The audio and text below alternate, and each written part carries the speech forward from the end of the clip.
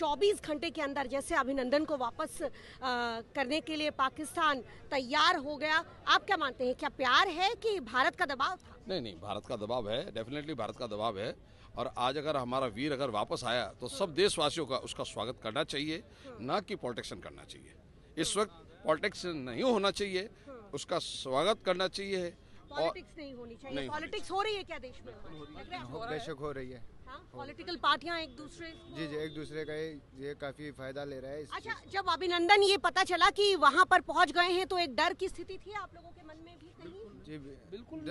किस बात का? हिंदुस्तान शेरदिल है और शेरदिल हमारे अंदर घुस के मार के आया तो हिंदुस्तान किसी से डरता नहीं है, कभी नहीं डरेगा, बल्कि मार के आएगा। अरे हमारा जवान एक गया ना तो वो मार के आया ना, एक प्लेन तो क्रैश किया उसने, अब दूसरा करेगा, आके वापस 4 करेगा। आप देखते रहिए। और ये हिंदुस्तान है, हिंदुस्तान के ऊपर कोई आंख उठा के नहीं देख सकता और ना कोई देख पाएगा।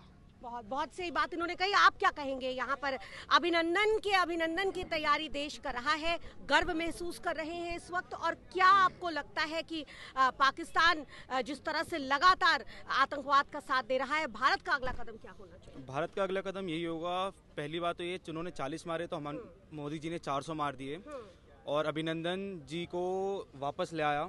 तो पाकिस्तान के लिए यही है कि जी अगर तुम एक करोगे तो हम उसका 10 मुंह तोड़ जवाब देंगे, तो उनको इस चीज से डरना चाहिए। कहीं ना कहीं मैसेज मिल गया है पाकिस्तान को। टिट फॉर टैट तो होना ही चाहिए। पाकिस्तान को मैसेज बिल्कुल मिला है और पाकिस्तान इस समय डरा सहमा हुआ है।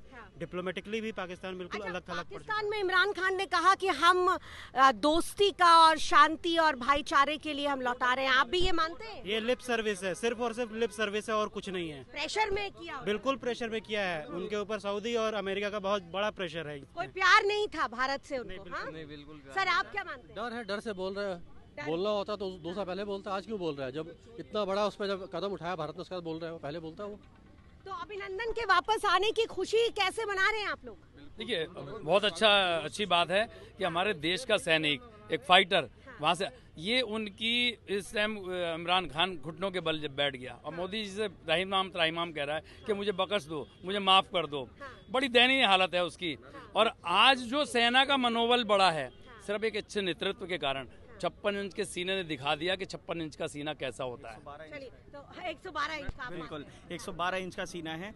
अगर मैं आपको थोड़ा सा और पुराना पीछे लेकर जाऊं तो 2006 में आपने अभी सबने एयरफोर्स का एक स्टेटमेंट पढ़ा होगा, उसमें कहा था कि 2008 में जो हमारे पर मुंबई में हमला हुआ था, उसके बाद भी सेना ने और IAF ने उनसे रिक्वेस्ट करी थी गवर्नमेंट से कि हम बिल्कुल तैयार बैठे हैं, आप बताइए, हम अगर आपकी इच्छा शक्ति है, नेशनल विल है, तो हम ये करने को तैयार है, आप दीजिए। तब की जो सरकार थी जिसकी रीढ़ की हड्डी बिल्कुल नहीं थी, जो स्पाइनलेस सरकार जिसको हम बोलते थे, उन्होंने कुछ नहीं करा था।